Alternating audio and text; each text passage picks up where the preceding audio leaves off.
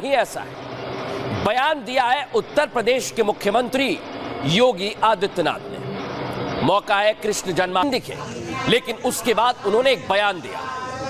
बयान हिंदुओं को एकजुट करने का आदर्श को आप लोगों को दिया है। योगी ने कहा कि हिंदू बटेंगे तो कटेंगे और अगर एक रहेंगे तो नेक रहेंगे। इस बयान के पीछे आने वाला खतरा है जिसे योगी आदित्यनाथ भांप चुके हैं। दर्शकों, मैं बार बार कह रहा हूं, वो कई मंचों से आप लोगों को चेता चुके हैं और एक बार फिर उन्होंने हिंदुओं को सावधान किया है और सावधान रहने के पीछे की वजह बताई है दर्शकों। अब कहते हैं दर्शकों, लेकिन क्या करते हैं? हिंदू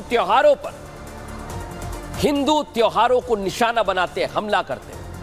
रामनवमी पर शोभा यात्रा के दौरान क्या हुआ था? याद दिलाता हूं आपको, पथराव हुआ था। माहौल बिगाड़ने का काम किया जा रहा है, उनसे आपको खबरदार कर रहे हैं। और जो मंदिरों के बाहर मीट का टुकड़ा फेंक देते हैं, हमने आपको दिखाया, वो माहौल खराब कर रहे हैं।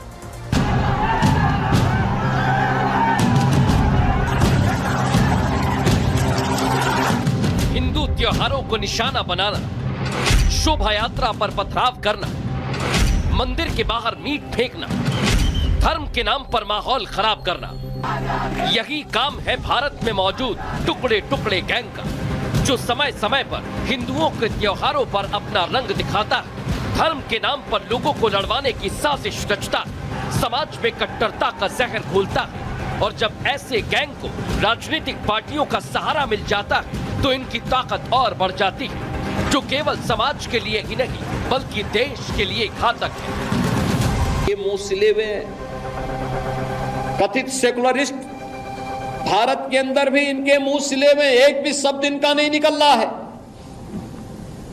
क्योंकि उनको भय है कि अगर इन निरीह कमजोर लोगों के पक्ष में इन्होंने आवाज निकाली तो इनका वोट बैंक खिसक जाएगा। वोट बैंक की चिंता है, लेकिन मानवीय संवेदना इनकी मर चुकी है। एक तरफ ऐसे गैंग गले का सांप बने हुए हैं, तो वहीं इनका पालन पोषण करने वाली, इनको प्रोत्साहित करने वाली देश की राजनीतिक पार्टियां भी देश को नुकसान पहुंचाने का काम कर रही हैं। सेकुलरिज्म का ढोल पीटने वाली ऐसी पार्टियां खुद हिंदू त्योहारों पर सवाल उठाकर तुष्टीकरण के बहाने धीरे धीरे अपने वोट बैंक को साधने में जुटी है। ये सवाल क्यों उठ रहा है, उसके लिए आप ये दो सोशल मीडिया पर किए गए पोस्ट को देखिए। पहला पोस्ट ईद की बधाइयों से भरा है, तो दिवाली पर किए गए दूसरे पोस्ट में राहुल को महंगाई नजर आ रही है। अब राहुल गांधी ही बताएं कि क्या उनको ईद के समय महंगाई नजर नहीं आती? क्या तब बनने वाले व्यंजन उनको सस्ते लगते हैं? क्योंकि तब पूरा विपक्ष शांत था, किसी को महंगाई नजर नहीं आ रही थी, किसी ने सवाल नहीं उठाया। और यही वजह है कि बीजेपी कांग्रेस पर टुकड़े टुकड़े। हिंदवी पद पातशाही के महानायक छत्रपति शिवाजी महाराज ने औरंगजेब की सत्ता को चुनौती दी थी और औरंगजेब से कहा था कि तुम चूहे की तरह ऐसे तड़पते रह जाओगे, हिंदुस्तान में तुझे कब्जा तो नहीं करने देंगे। और राजस्थान में इस मोर्चे को उस समय संभाल रहे थे जोधपुर नरेश महाराजा जसवंत सिंह। महाराजा जसवंत सिंह के जो महत्वपूर्ण का दुखड़ा रो रहे हैं। सोचिए आप, अपराधियों पर कार्रवाई की जाती है, बुलडोजर चलता है, एनकाउंटर होता है, उसका भी उन्हें अफसोस हो रहा है। लेकिन क्या वो कह रहे हैं योगी आदित्यनाथ के बयान पर? पहले आपको वो सुनवाता हूं। बांग्लादेश में क्या हो रहा है उसके नाम पर यहां पर आप चलाएंगे देश को, तो फिर जो नरेंद्र मोदी को बताना पड़ेगा कि देश चलेगा तो देश के संविधान से चलेगा, देश की जनता के लिए चलेगा, या फिर बांग्लादेश में जो रहा वो चलेगा। तो ये तो नरेंद्र मोदी पर ही सवाल उठा रहे हैं वो तो, कि उनको ये लग रहा है कि उनकी जो मुख्यमंत्री की सीट है वो अनकरीब उनके पास से जाने वाली है। तो इसीलिए वो बीजेपी को पैगाम दे रहे हैं, क्या बटेंगे तो कटेंगे। कौन बांट रहा है देश को? कौन बांट रहा है? ये तो योगी खुद बांट रहे हैं ना। आप बुलडोजर के नाम पर घर तोड़ते हैं मुसलमानों के, फॉल्स एनकाउंटर्स होता है। अब इलेक्शन कमीशन ऑफ इंडिया के चीफ इलेक्शन कमिश्नर योगी हो चुके हैं, ये हमको नहीं मालूम था। फिर इन्हीं के राज में लोग जो हिंदुत्व आइडियोलॉजी के कहते हैं कि मुसलमानों का जेनोसाइड हो जाएगा, तो ये सब वो लोग कर रहे हैं ना। ये तो ठोक देंगे किसने इन्वेंट किया इसको, और फिर उसके बाद देश की अखंडता की इस ताकत की आप बात कैसे कर सकते हैं। बयान दिए जा रहे हैं शेख हसीना के आवास में जिस तरह कट्टरपंथी घुसे, ठीक उसी तरह भारत में भी घुसने का डर दिखाया जा रहा है। कांग्रेस के नेता है। अब इस साजिश से जुड़ी हुई एक तस्वीर सामने आई है दर्शकों। एक सोसाइटी में कुरान का पाठ कराया जा रहा है। स्थानीय लोगों का आरोप है कि एक फ्लैट को मदरसा बनाने की साजिश चल रही है। इतना ही नहीं, जब इसका विरोध किया गया तो हंगामा हो गया। दर्शकों देख लीजिए आप, विवाद इतना बढ़ा कि कुरान का पाठ करने वाले लोगों ने गार्ड की पिटाई तक कर दी। सोचिए जरा, इतना विवाद बढ़ा। सुनिए जरा। किसी भी कोई भी चीज है उस चीज को पहले मेंटेनेंस को इन्फॉर्म करें कि फलाना यहाँ पे प्रोग्राम होने जा रहा है या किसी भी ऐसा प्रोग्राम है, उसके बाद आप जो है कोई भी कार्यक्रम करें। अगर आप लिखित में नहीं कर सकते तो में आरोपियों को गिरफ्तार करने का अल्टीमेटम तक दिया है, साथ ही भीलवाड़ा बंद करने की चेतावनी दी गई। इसके बाद क्या हुआ दर्शकों, हंगामा होने लगा। देखिए आप, भीड़ को काबू में करने के लिए पुलिस ने लाठीचार्ज कर दिया। तस्वीरें ड्रोन से ली गई। देखिए जरा कैसे दौड़ा।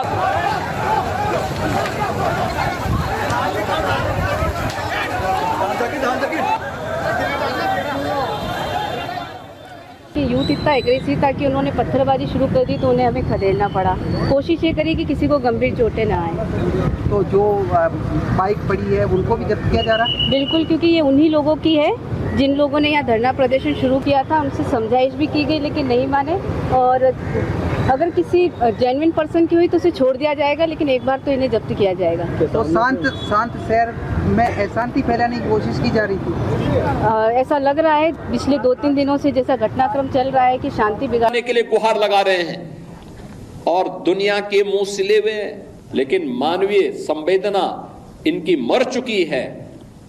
मानवता के रक्षा के लिए इनके मुंह से एक भी शब्द नहीं निकलने वाला है, नहीं निकलेगा, क्योंकि इन्होंने आजादी के बाद लगातार उसी प्रकार की राजनीति को प्रेरित और रहीम रसखान यहाँ की माटी में अपने आप को जोड़ करके चले, तो आज सदियों से उनका हम स्मरण करते हैं। लेकिन सावधान, जो यहाँ का खाता है और कहीं और का बजाता है, ये नहीं चलेगा। भारत के अंदर रहना होगा तो और राष्ट्र तब सशक्त होगा जब हम एक रहेंगे, नेक रहेंगे, तभी नेक रहेंगे। बटेंगे तो कटेंगे। आप देख रहे हैं ना, बांग्लादेश में देख रहे हो ना, तो वो गलतियां यहां नहीं होनी चाहिए। बटेंगे तो कटेंगे, एक रहेंगे तो नेक रहेंगे।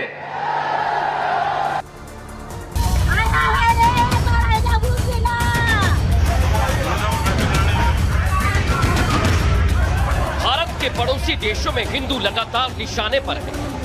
उनकी हत्याएं की जा रही हैं, उन पर अत्याचार हो रहा है। चाहे बांग्लादेश हो या फिर पाकिस्तान, कट्टरपंथी ताकतें धर्म की आड़ लेकर हिंदुओं पर जुल्म कर रही हैं, जिसका नतीजा है कि इन देशों में हिंदुओं की आबादी साल दर साल घटती जा रही है।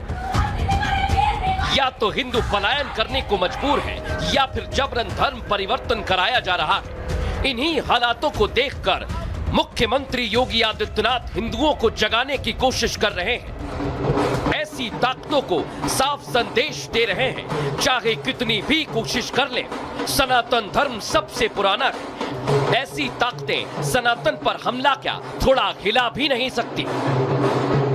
3000 वर्ष पुराना दुनिया के अंदर कोई सेक्ट, कोई संप्रदाय, कोई मत और मजहब अपने आप को उससे पुराना नहीं बता सकता। उससे पहले क्या था कुछ भी पता नहीं था, और इसीलिए हम कहते हैं इस धरती का और खासतौर पर भारत का एक ही धर्म है, वो सनातन धर्म है।